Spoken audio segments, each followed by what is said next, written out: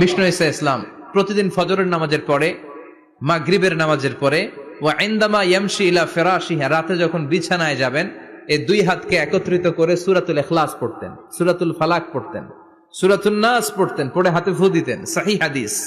ফু দিয়ে এই ফু দেওয়া হাতটা সারা দেহের মধ্যে ইয়াবদাউ বিহিমা রাসাহু, মাথা থেকে শুরু করে পা পর্যন্ত এভাবে মেসেজ করে দিতেন, মালিশ করে দিতেন। সুবহানাল্লাহ পড়েন।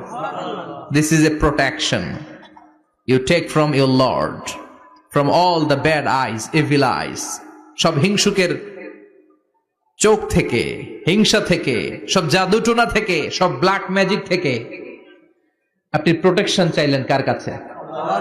সকালবেলা যদি এই তিনটা সূরা পড়ে ফু দেন, এটাকে আরবিতে বলে কুল আস-সালাসা, কারণ এই তিনটা সূরা শুরুতেই কুল আছে না নাই?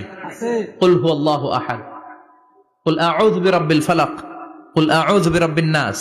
এজন্য তিনটাকে আরবিতে বলে কুল আস-সালাসা, মানে তিন কুল। কি বলে? তিন কুল। সূরাতুল ইখলাস, সূরাতুল ফালাক, সূরাতুন নাস।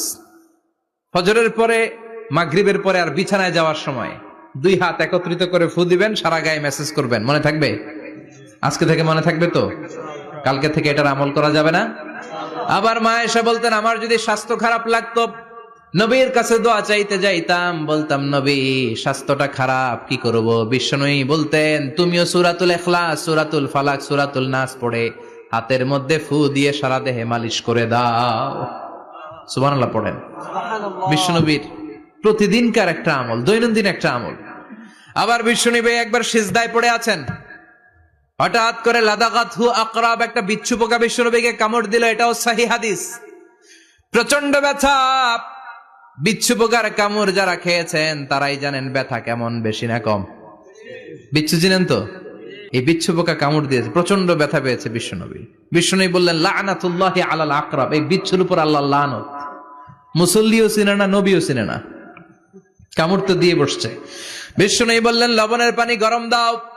লবণের পানি আনা হলো। বিশ্বনবী বললেন আঙ্গুলের মধ্যে ঢালো।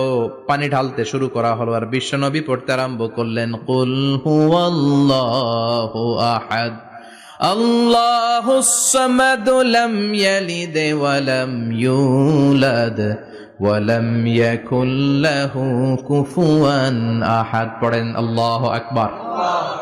এজন্য সূরাতুল ইখলাস এটার জন্য আমাদের দৈনন্দিনকার একটা আমল হয়, প্রতিদিন যেন আমরা এটা পড়ি, তাহলে আমলনামা সওয়াব দিয়ে পূর্ণ করে দিবে কে? অনেক ফজিলতপূর্ণ সূরা। বিশ্বনবী এই সূরাটাকে বড্ড বেশি ভালোবাসতেন। বিশ্বনবী সাল্লাল্লাহু আলাইহি ওয়াসাল্লাম ফজরের যে 2 রাকাত সুন্নাত, মাগরিবের